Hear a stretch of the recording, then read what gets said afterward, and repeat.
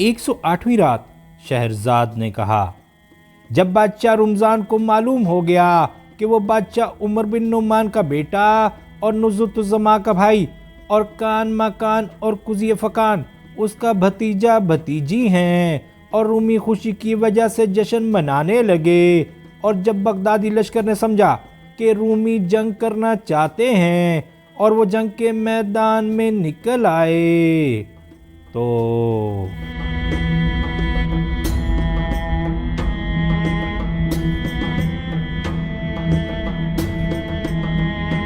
ادھر جب بادشاہ رمضان کی توجہ اس طرف مبذول ہوئی اور اس نے دیکھا کہ لشکر آگے بڑھ رہے ہیں اور لڑائی کے لیے تلے ہوئے ہیں، اس نے لوگوں سے اس کا سبب دریافت کیا تو انہوں نے اس سے سارا ماجرا بیان کر دیا۔ اس پر اس نے اپنی بھتیجی قضی فکان سے کہا کہ فوراً شام اور عراق کے لشکروں کے پاس جا کر انہیں سارے واقعے سے مطلع کرے، اور یہ کہ بادشاہ رمضان کو یہ معلوم ہو گیا ہے کہ وہ بادشاہ کان مکان کا چچا ہے۔ قضی فکان خوش ہو کر روانہ ہوئی اور ملک زبل خان کے پاس پہنچ کر اسے سلام کیا اور اس سے سارا واقعہ بیان کیا۔ جب بغداد کے لشکر والوں نے قضی فکان سے سارا ماجرا سنا تو تمام لشکر والے خوش ہو گئے، اور اب ملک زبل خان اور تمام امراء و اراکین قضی فکان کے ساتھ روانہ ہوئے، اور وہ لوگ بادشاہ رمضان کے خیمے میں پہنچے۔ جب وہ اس کے پاس پہنچے تو انہوں نے دیکھا کہ وہ اور اس کا بھتیجا بادشاہ کان مکان ایک ساتھ بیٹھے ہیں، اور وہ وزیر دندان سے ملک زبل خان کے متعلق مشورہ کر رہے ہیں، اور دونوں اس پر متفق ہو گئے کہ اسے دمشق سپرد کر دیا جائے اور وہ پہلے کی طرح اس کا حاکم رہے، اور باقی سب لوگ عراق جائیں گے۔ لہٰذا انہوں نے زبل خان کو دمشق کا حاکم بنا دیا اور اسے وہاں جانے کا حکم دے دیا، اور وہ اپنا لشکر لے کر دمشق روانہ ہو گیا، اور وہ لوگ اسے رخصت کرنے کچھ دور تک اس کے ساتھ گئے اور پھر واپس آ گئے، اور لشکروں کو عراق کی طرف کوچ کا حکم دے دیا، اور دونوں لشکر شیر و شکر ہو گئے۔ اب انہوں نے کہا کہ ہمارے دلوں کو اس وقت تک اطمینان نہ ہوگا اور ہمارا غصہ اس وقت تک ٹھنڈا نہ ہوگا جب تک کہ ہم بڑھیا شواہی سے، جس کا لقب ذات الدعائی ہے، بدلہ نہ لے لیں اور اپنا دھبا نہ دھو لیں۔ اب بادشاہ رمضان اپنے امراء اور اراکین کو لے کر روانہ ہو گیا، اور سلطان کان مکان اپنے چچا بادشاہ رمضان سے بڑا خوش تھا اور کنیز مرجانہ کو دعائیں دیتا تھا کہ اس نے ایک دوسرے کو آپس میں ملوا دیا۔ اب وہ کوچ کرتے کرتے بغداد پہنچے۔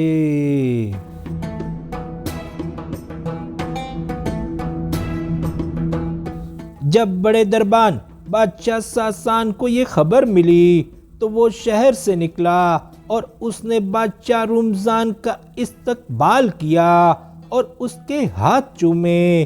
اس کے بعد بادشاہ رمضان تخت پر بیٹھا اور اس نے اپنے بھتیجے بادشاہ کان مکان کو اپنے پہلو میں بٹھایا۔ کان مکان نے اپنے چچا بادشاہ رمضان سے کہا کہ اے چچا، یہ ملک اب سوائے تیرے اور کسی کے قابل نہیں، مگر اس نے جواب دیا کہ معاذ اللہ، میں تیری حکومت میں حصہ دار بنوں۔ وزیر دندان نے یہ فیصلہ کیا کہ دونوں برابر کے حکمران ہوں اور ہر ایک ایک دن حکومت کرے۔ اس پر دونوں راضی ہو گئے۔ اس کے بعد انہوں نے دعوتیں دیں اور قربانیاں کیں اور خوشیاں منائیں اور ایک مدت اسی طرح گزاری۔ ایک دن کا واقعہ ہے کہ وہ اپنی حالت کی بہتری پر بیٹھے خوشی منا رہے تھے کہ انہیں گرد اٹھتی دکھائی دی اور ایک سوداگر چلاتا ہوا اور دہائی مانگتا ہوا وہاں پہنچا اور کہنے لگا کہ جہاں پناہ یہ کیوں کر ہو سکتا ہے کہ کافروں کے ملک سے تو میں صحیح و سلامت گزروں اور تمہارے ملک سے جو عدل و امان کا ملک ہے لوٹ لیا جاؤں۔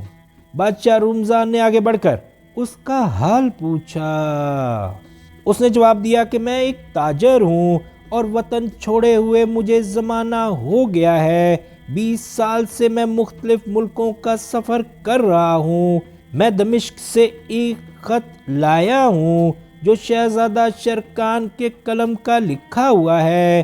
اس کی وجہ یہ ہے کہ میں نے اسے ایک کنیز پیش کی تھی۔ جب میں ہندوستان کی نایاب چیزوں کے 100 بوجھے لے کر اس ملک میں داخل ہوا اور بغداد کے قریب پہنچا جو تمہاری حکومت کا دارالسلطنت اور امن اور انصاف کی جگہ ہے، تو ہمارے اوپر بدوؤں اور کردوں کا ایک جتھا ٹوٹ پڑا اور انہوں نے میرے غلاموں کو مار ڈالا اور میرا مال لوٹ لیا۔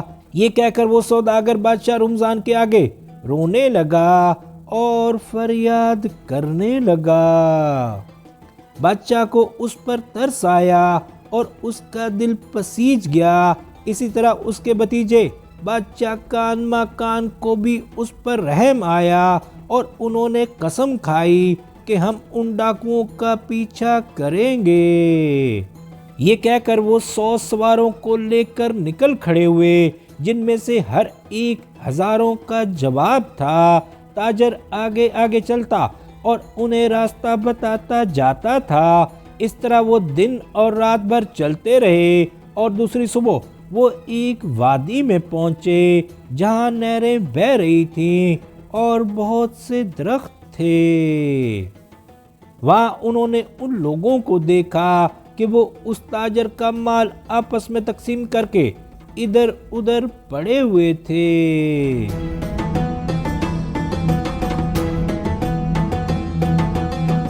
اب 100 سواروں نے ان پر دھاوا بول دیا اور انہیں چاروں طرف سے آ گھیرا، اور بادشاہ رمضان اور اس کے بھتیجے کان ماکان نے نعرے بلند کیے اور ذرا سی دیر میں ان سب کو گرفتار کر لیا۔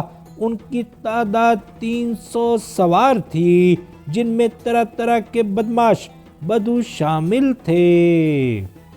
جب وہ سب گرفتار ہو گئے تو ان کا سارا مال جو ان کے پاس تھا وہ سب اکٹھا کیا گیا اور ان کو باندھ کر بغداد لے جایا گیا۔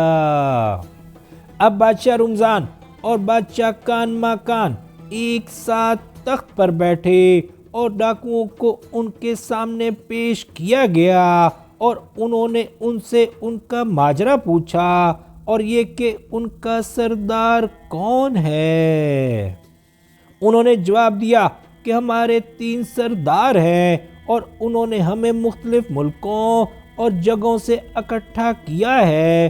دونوں بادشاہوں نے کہا کہ بتاؤ وہ کون ہیں، اور انہوں نے بتایا۔ بادشاہ نے حکم دیا کہ انہیں روک لیا جائے اور باقیوں کو چھوڑ دیا جائے اور ان کا تمام مال لے کر سوداگر کو واپس دے دیا جائے۔ جب سوداگر نے اپنے کپڑوں کا جائزہ لیا تو اسے معلوم ہوا کہ اس کا 1/4 ضائع ہو چکا ہے۔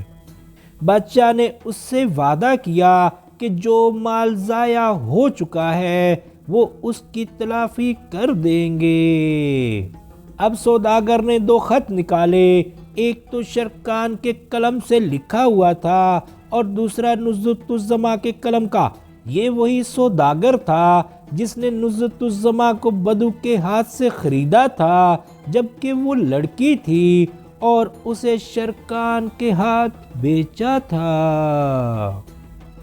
بادشاہ کان ماکان نے دونوں خطوں کو غور سے دیکھا اور اپنے چچا شرکان کا خط پہچان لیا، اور چونکہ اسے اپنی پھوپھی نزہت الزماں کے قصے سے آگاہی تھی، لہٰذا وہ دوسرا خط لے کر جو اس سوداگر نے دیا تھا اس کے پاس گیا اور اس سے سوداگر کا قصہ بیان کیا۔ نزہت الزماں کو اس سوداگر کی یاد آ گئی اور اس نے اپنا خط پہچان لیا اور اپنے بھائی بادشاہ رمضان اور اپنے بھتیجے کان ماکان سے کہا کہ اس کے ساتھ اچھا سلوک کریں۔ کان ماکان نے حکم دیا کہ اسے بہت سا مال اور حبشی اور گورے غلام دیے جائیں، کیونکہ اس نے بڑی خدمت کی ہے۔ اور نزلۃ الزمان نے اسے 1,00,000 درہم بھیجے اور 50 بوجھے سوداگری کے مال کے اور بہت سے تحفے تحائف، اور اسے اپنے پاس بلایا۔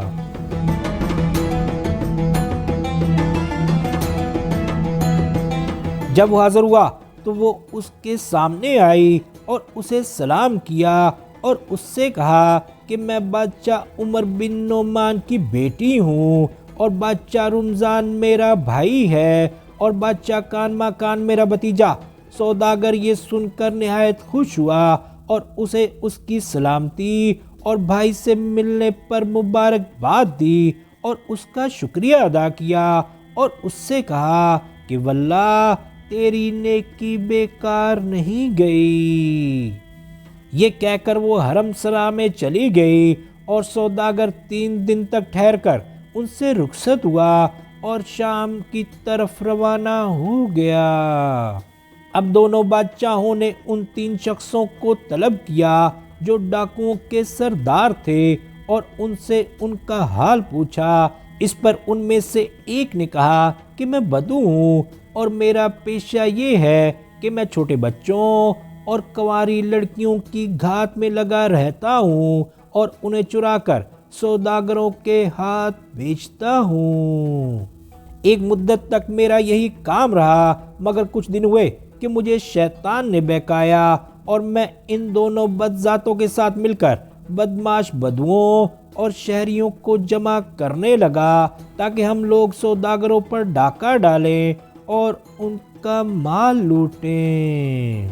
بادشاہوں نے اس سے کہا کہ لڑکیوں اور لڑکوں کے چرانے کے سلسلے میں جو عجیب ترین واقعہ تجھے پیش آیا ہو وہ سنا۔ اس نے کہا کہ جہاں پناہ، جو عجیب ترین واقعہ میرے ساتھ پیش آیا وہ یہ ہے کہ 22 سال ہوئے کہ ایک دن میں نے بیت المقدس سے ایک لڑکی چرائی تھی جو نہایت حسین و جمیل تھی، مگر تھی وہ نوکرانی اور پھٹے پرانے کپڑے پہنے ہوئے تھی اور اس کے سر پر ایک ٹکڑا عبا کا پڑا ہوا تھا۔ میں نے اسے ایک سرائے سے نکلتے دیکھا اور فوراً فریب دے کر اسے اڑا لے گیا اور اونٹ پر بٹھا کر چلتا ہوا۔ میرا ارادہ تھا کہ میں اسے لے کر اپنے گھر جاؤں جو ریگستان میں ہے اور وہ اونٹ چرائے اور وادی میں مینگنیاں جمع کرے، مگر وہ زار و قطار رونے لگی اور میں نے اس کے پاس جا کر اسے خوب مارا اور اسے لے کر دمشق چلا گیا۔ وہاں ایک سوداگر نے اسے میرے ساتھ دیکھا اور وہ اسے دیکھ کر دنگ ہو گیا اور اس کی شیریں کلامی اسے بہت پسند آئی اور اس نے اپنے دل میں ٹھان لی کہ وہ اس لڑکی کو مجھ سے خرید لے گا۔ وہ اس کے دام برابر بڑھاتا جاتا تھا یہاں تک کہ میں نے اسے 1,00,000 درہم میں اس کے ہاتھ بیچ ڈالا۔ جب میں اسے بیچ چکا تو مجھے اس کی شیریں بیانی کا تجربہ ہوا اور اس کے بعد مجھے معلوم ہوا کہ سوداگر نے اسے عمدہ عمدہ کپڑے پہنا کر اسے دمشق کے والی کے پیش کیا اور والی نے اسے اس کی قیمت سے دونی دی جو اس نے مجھے دی تھی۔ اب شہرزاد کو ثبوتی دکھائی دی اور اس نے یہ کہانی بند کر دی۔